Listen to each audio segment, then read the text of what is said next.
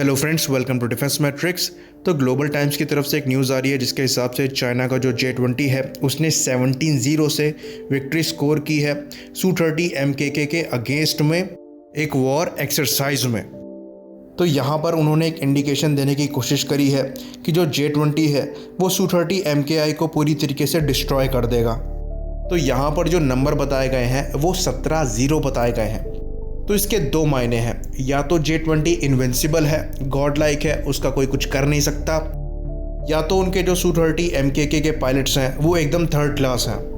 क्योंकि यहाँ पर जो रिपोर्ट दी गई है उसके हिसाब से 17-0 जो है वो 17 राउंड्स में नहीं हुआ है, यानी कि जो J-20 था वो अकेला था और जो Su-30 MKK थे वो ज़्यादा थे। तो अगर J-20 की बात करें, वैसे तो हम कई बार कर चुके हैं कि ये अभी की कंडीशन में उस फॉर्म में नहीं है जिस फॉर्म में इनको इमेजिन किया गया था, यानी कि इनका जो रेडार है वो अपनी पूरी कैपेबिलिटी पे परफॉर्म नहीं कर सकता क्योंकि जो इंजन से पावर मिलती है वो सफिशिएंट नहीं है। साथ ही साथ जो इंजन अभी लगा हुआ है वो उतना थ्रस्ट प्रोवाइड नहीं कराता जिसके हिसाब से इस एयरक्राफ्ट को डिज़ाइन किया गया था। तो कोई भी एक्सपर्ट इसे पूरा तैयार एयरक्राफ्ट नहीं मानते हैं। यहाँ तक कि F-22 के साथ भी अमेरिकन इतने बड़े दावे नहीं करते हैं कि 17-0 से उन्होंने F-16 को या फिर F-15 को बीट किया है। वहीं पर बात अगर Su-30 MKK की करें तो वो Su-30 MKI की कैपेबिलिटी का आधे से भी कम है। और ये चीज़ हमने बहुत ज़्यादा डिटेल वीडियो में डिस्कस करी है, जहाँ पर हमने बताया है कि जो Su-30 MKK है उसमें ना थ्रस्ट वेक्टिंग नोजल्स हैं, ना उसका रेडार जो है वो बार्स जितना पावरफुल है। उस एयरक्राफ्ट को ज़्यादातर एयर टू ग्राउंड रोल को दिमाग में रखते हुए बनाया गया है, तो वो उसका स्पेशलाइजेशन है, ना कि एयर टू एयर। इवन जो उसका रेडार है वो MiG-29 UPG के Zhuk ME से भी ख़राब है। बाकी जो इंडियन Su-30 MKI हैं उसमें वेपन्स ऑप्शन बहुत ज़्यादा है, जैमिंग ज़्यादा बेटर है, एवियोनिक्स बहुत ज़्यादा बेटर है। तो Su-30 MKK को अगर बीट भी करते हैं तो Su-30 MKI से कंपेयर नहीं कर सकते। बाकी अगर डॉग फाइट की बात करें तो जो Su-30 MKK है ना उसमें थ्रस्ट वेक्टिंग नोजल्स हैं, ना उसमें कनार्ड्स हैं, तो उसकी जो मनवरेबिलिटी है वो Su-30 MKI से काफ़ी कम है। वहीं पर अगर 17-0 को समझने की कोशिश करें तो ये तब पॉसिबल है जब आपके मैक्सिमम वेपन्स ने टारगेट को हिट किया हो, यानी कि जो आपके Su-30 MKK के पायलट्स हैं वो मिसाइल्स तक डॉज नहीं कर सकते। तो अगर यहाँ पर हम आपकी बात को सच मान भी लें तो इसका मतलब ये है कि जो आपके Su-30 MKK हैं वो पूरी तरीके से बेकार हैं। और एयरक्राफ्ट तो फिर भी ठीक है, पर जो आपके पायलट्स हैं वो एकदम गए गुजरे हैं। और जो Su-30 MKK हैं वो करीबन आपके पास 170 हैं, और वहीं पर J-20 की बात करें तो वो करीबन 50 हैं। तो यहाँ पर इन्होंने अपने आप को एक्सपोज किया है, अगर ये बात सच है, जो कि बिल्कुल नहीं है। तो ये बिल्कुल जैकी चैन के फाइट सीन की तरह है, जहाँ पर जो स्टंटमैन है उन्होंने पहले ही अपने मूव्स सिंक्रोनाइज किए होते हैं और प्लान किया होता है कि यहाँ अगर पंच पड़ेगा तो उन्हें कहाँ गिरना है, कैसे घूमकर गिरना है। तो J-20 जो है यहाँ पर वो जैकी चैंग है, और बाकी जो Su-30 MKK हैं वो स्टंटमैन हैं जो मार खाने के पैसे लेते हैं। तो एक और चाइनीज़ एक्टर हैं जो हमारे फेवरेट एक्टरों में से एक हैं, जिनका नाम है स्टीफन चाओ। तो उनकी एक मूवी का सीन है जो इस सिचुएशन को बहुत अच्छे से दर्शाता है, जिसको हम यहाँ पर प्ले करना चाहेंगे। तो आप उसको एंजॉय करिए, उसके बाद हम आगे बढ़ेंगे दूसरे टॉपिक पे।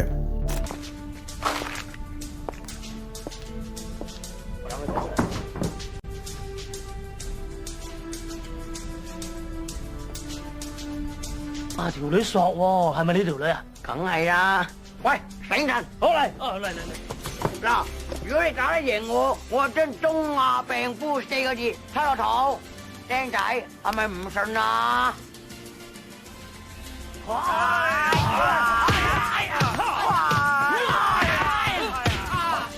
我以為走位快啲得嘅。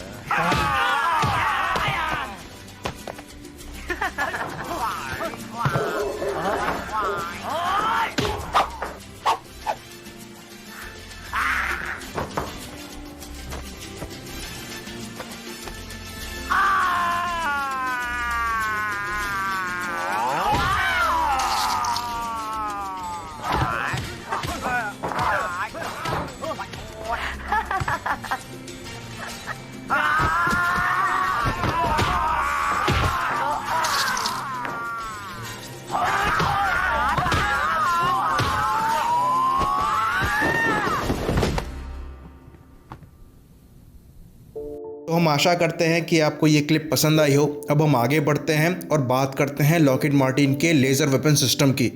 तो लॉकहीड मार्टिन ने एक दिन पहले अपना एक वीडियो रिलीज़ किया जहां पर उन्होंने अपने tactical airborne laser weapon system को शोकेस किया है। तो वीडियो में दर्शाया गया है कि जो लेज़र वेपन है वो एक पॉड के माध्यम से एयरक्राफ्ट में लगता है और कैसे इनकमिंग मिसाइल्स को और थ्रेट्स को वो न्यूट्रलाइज करता है लेजिंग से।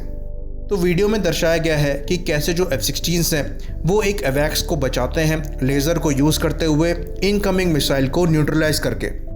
तो डायरेक्ट एनर्जी वेपन्स का जो प्रैक्टिकल यूटिलाइजेशन है वो अब दिखाई पड़ रहा है और यहाँ पर लेज़र्स को यूज़ किया जा रहा है इनकमिंग थ्रेट्स और मिसाइल्स को डिस्ट्रॉय करने के लिए। तो क्या ये मैच्योर टेक्नोलॉजी है, ये देखने वाली बात होगी, क्योंकि जो डायरेक्ट एनर्जी वेपन्स हैं उनको काफ़ी ज़्यादा एनर्जी चाहिए होती है, यानी कि पावर चाहिए होती है, और ये प्रोड्यूस करना इतनी आसान बात नहीं है।